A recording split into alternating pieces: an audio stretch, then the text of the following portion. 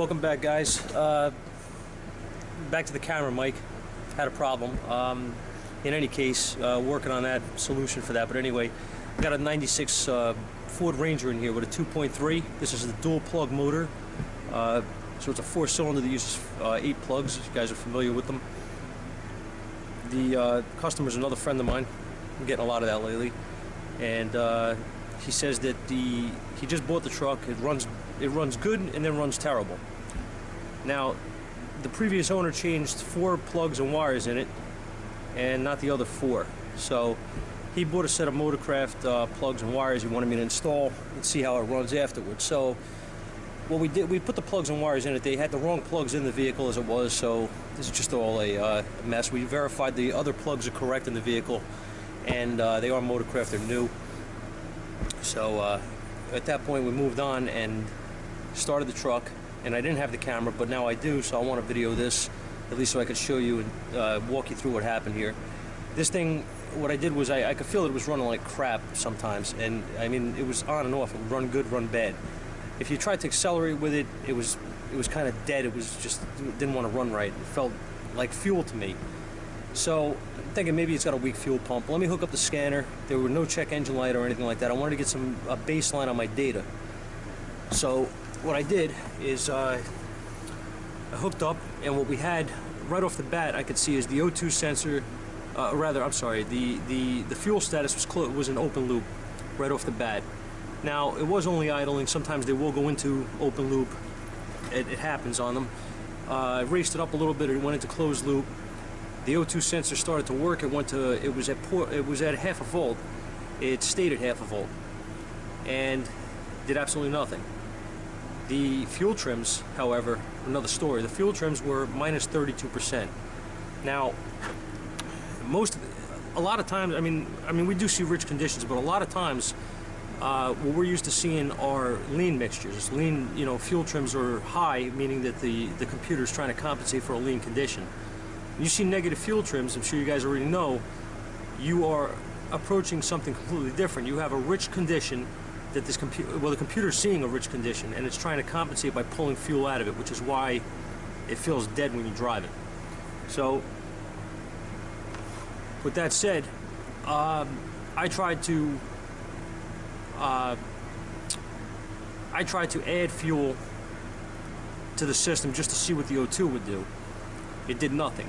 Okay, I created vacuum leaks on it, and the O2 did nothing. So nothing that I did mattered. If I pulled, what I decided to do on this was disconnect the oxygen sensor. These old Fords are notorious for this kind of stuff, by the way. O2s will drive them crazy, like really, really crazy. So I disconnected the O2 sensor to put it in closed loop all the time, and the fuel trims immediately, were within spec, and it was no longer running lean. So you can drive it at that point. It ran fine. I tested my O2 circuit. It tested fine. The O2 sensor is faulty on it, so I put an O2 in it. Now, this is not the only test I did on the vehicle. I was in here, and this is, like I said, a friend's truck. So I'm going to make sure I go through everything. Mass airflow, sensor readings, and all that stuff. I took it off. I actually cleaned the airflow on it for him. I cleaned the throttle plate, which was absolutely annihilated, all full of carbon, and I had to change the IAC on this thing as well. The IAC was stuck. It was at 1500 RPMs. A lot of times you'd have to tap on it, and then it would drop. It had a bad IAC. Another very common thing on these Fords. So at that point, what I want to show you is I got my data set up. I got this thing idling. I'm gonna bring you over here away from the noise, because I know it's loud with this mic. And I pick up a lot of external noise, which I can't really help. I'm sorry about that. Sorry about this right now as well, but doing my best. So here is where we're at right now after the repair. Okay, after we put an O2 sensor in it. As you can see, my activity now is moving. I know you can't see the before. It was flatlined. It was half a volt. And my fuel trims, as you can see right now, are correcting. We're actually a little high, if anything, right now.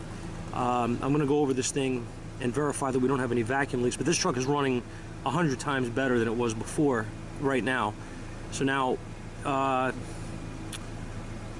this is absolutely a fix for it. Now, again, like this fuel, this is a little high.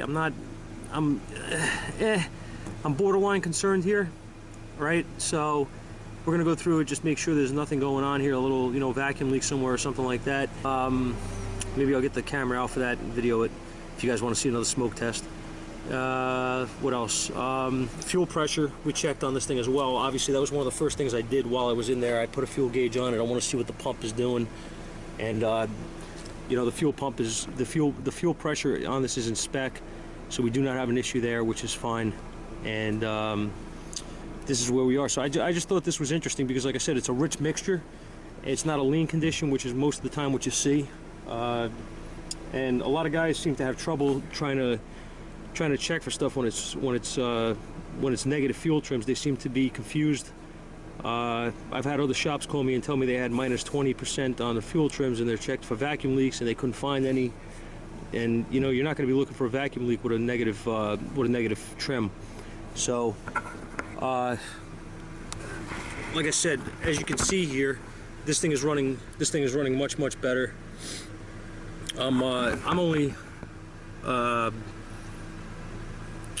only going to go over this, like I said, for just to make sure that I have no small vacuum leaks anywhere in this thing, and he should be good to go. It's a $500 vehicle that he bought for the winter, so he's not looking to put a fortune into it. He just wants it to run decent. It was really undrivable before with almost minus 35% on the fuel trim. All right, so as you can see, everything on here is working as it should right now. So hopefully this thing does its job for him for the winter time, and he's happy. And we'll move on to our next one. Thanks, guys.